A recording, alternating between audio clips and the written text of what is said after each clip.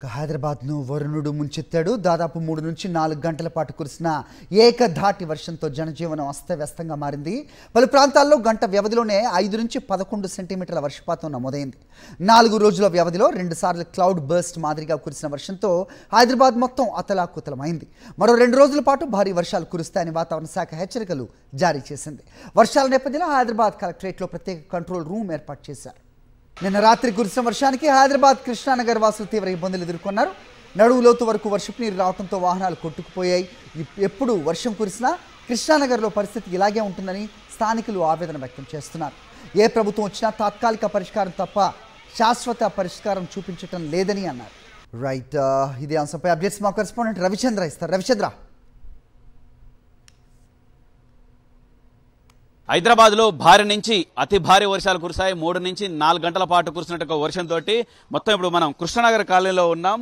ఈ నడుముల్లోతు వరకు రాత్రి వచ్చినాయి. అర్ధరాత్రి 12 గంటల వరకు కూడా నీళ్లు వెళ్ళనట్టు పరిస్థితి ఉందని చెప్పుకోవచ్చు. దీంతో ఇక్కడ వరకు వచ్చినాయి. కొన్ని షాపులు కూడా వెళ్ళినాయి. ఇక్కడ మనం మెడికల్ షాప్ దగ్గర ఉన్నాం. మెడికల్ షాప్ లో కూడా పోయినాయి. ఆ లోపలికి ఎట్లా అంటే రాత్రి మీ షాప్ లోకి నీళ్ళు వచ్చినాయమ్మా? అవును సార్, చాలా ఎక్కువ వాటర్ వచ్చేసినాయి. కార్ వచ్చింది చిన్న, ఆ కార్ ఎఫెక్ట్ తోటి వాటర్ అన్ని వచ్చేసింది. ఎవ్రీ టైం ఇలాగే జరుగుతుంది. మాది 4 years నుంచి షాప్ ఇక్కడే ఉంది. చిన్నపాటి వర్షం పడినా కూడా ఈ లోపలికి వచ్చేస్తున్నాయి వాటర్. అప్పుడు అలాంటప్పుడు బిజినెస్ చేసుకునే వాళ్ళకి కష్టం అవుతుంది కదా. అందులో పవర్ పోయింది, చాలా ఇబ్బంది పడ్డాము. పవర్ కూడా పోయింది. అంటే ఇది స్థానికులు చెప్పేది. ఇక్కడ కూడా చూడొచ్చు. ఇలాంటి వర్షం అప్పుడు చూసినా మీరు? నేను గత 22 సంవత్సరాల నుంచి చూస్తూనే ఉన్నాను సార్. ప్రభుత్వాలు మారుతున్నాయి కానీ ఈ వాటర్ అనేది మా రెగ్యులర్ వాటర్ వచ్చేదానికైతే ఇక్కడ మ్యాన్ హోల్స్ లోకి వెళ్ళిపోతాయి.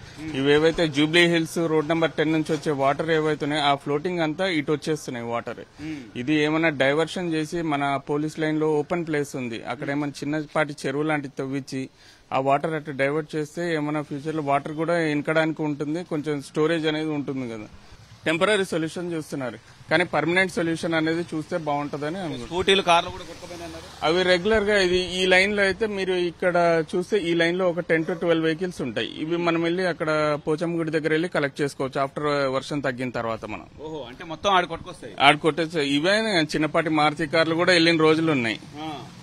అంటే దాంతో ఇంత నిన్న కూడా ఒక స్కూటీ 2-3 స్కూటీలు కొట్టుకుపోయినాయి. ఇది ఆ స్తంభానికి తట్టుకుని ఆగింది కానీ లేకపోతే ఫ్లోటింగ్ కి వెళ్ళిపోతాయి. మీరు ఇప్పుడు చూస్తే పూర్ణ టిఫిన్ సెంటర్ దగ్గర అక్కడ 2-3 వెహికల్స్ ఈజీగా దొరుకుతాయి మీకు. ఇప్పుడు కొట్టుకుపోయిన వెహికల్స్ అన్ని లాస్ట్ కు ఆడ ఎత్తుకుంటారా కాలనీ? అంటే ఇక ఇక్కడ దొరికినప్పుడు వెహికల్స్ అక్కడికి వెళ్ళి డైరెక్ట్ అక్కడ అది అలవాటు అయిపోయింది మనకి. ఇది ఒక రోజు రెండేది కాదు, కొన్ని ఏళ్ల నుంచి సమస్య ఉంది. వీటికి పరిష్కారం చూపించేటకు అధికారులు కావచ్చు, ముఖ్యంగా ప్రభుత్వాలు పరిష్కారం చూపించాలంటున్నారు. ఇలాంటి భారీ వర్షం కురిసినప్పుడు మా పరిస్థితి అగమ్య గోచరంగా ఉంటుందన్న అభిప్రాయం వ్యక్తం చేస్తున్నారు. ఇది కృష్ణానగర్ కాలనీలో ఒక పరిస్థితి. ఒక్క కృష్ణానగరే కాదు, హైదరాబాద్ లో కొన్ని వందల కాలనీలు రాత్రి మొత్తం ఇదే వరదల్లో రోడ్లు మొత్తం నదులను తలపించాయి. అంతేకాకుండా జనాలు, ముఖ్యంగా వాహనదారులు తీవ్ర ఇబ్బందులు పడ్డారు. రోడ్ల మీద వెళ్తే ట్రాఫిక్ వర్షంతో వరదతోటి ఇబ్బంది పడుతుందని ఫ్లైఓవర్ల మీద నుంచి వెళ్లాలనుకుంటే ఫ్లైఓవర్ల మీద భారీగా ట్రాఫిక్ ఏర్పడ్డది. ఈ విధంగా చాలా ఇబ్బందులు పడ్డారు.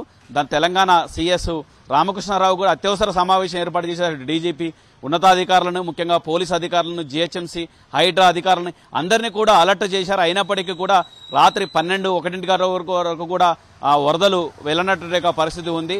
3-4 గంటలు కొట్టినటువంటి వర్షంతో హైదరాబాద్ వాసులు మాత్రం తీవ్ర ఇబ్బందులు పడ్డారని చెప్పుకోవచ్చు. కెమెరా పర్సన్ మహేష్తో రవిచంద్ర, సాక్షి టీవీ, హైదరాబాద్.